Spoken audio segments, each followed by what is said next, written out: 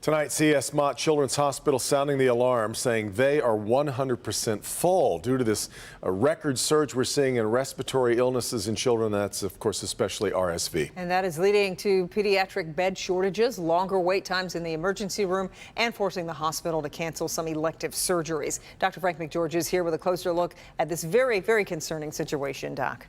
Yeah, Kim and Devin. So RSV is generally most dangerous for children under age 2. And while that is still true, we are seeing children who are older than that being hit hard with this wave of RSV.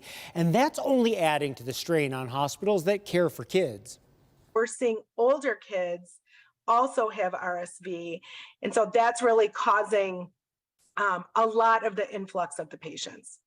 Those older kids are at risk because the pandemic precautions shielded them from viruses like RSV, says Luann Thomas-Ewald, Chief Operating Officer at Mott Children's Hospital.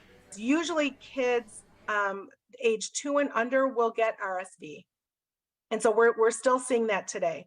The reason we're seeing so many more kids is because during COVID, a lot of the kids who were 0 to 2 at that time, who are now 2 to 4 and 3 to 5 and 4 to 6, they did not get RSV, so now they are getting it for the first time. There's no vaccine for RSV, but Mott is urging parents to get children the vaccines that are available. We want parents to please, please, please get their children immunized. So the flu shot for kids over the age of 6 months, the COVID shot, that will help us reverse this trend.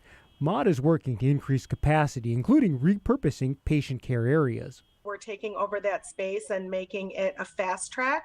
We have all private rooms in C.S. Mott Children's Hospital, and we're looking at doubling up some of those rooms to create additional space.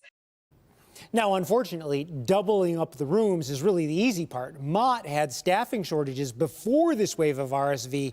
They're trying to bring in additional physicians, nurses, and respiratory therapists.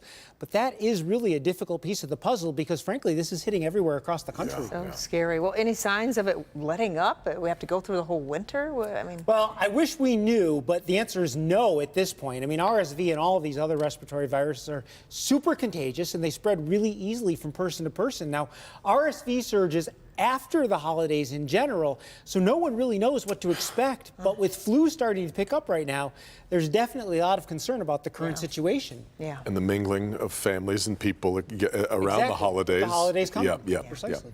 All right, Doc.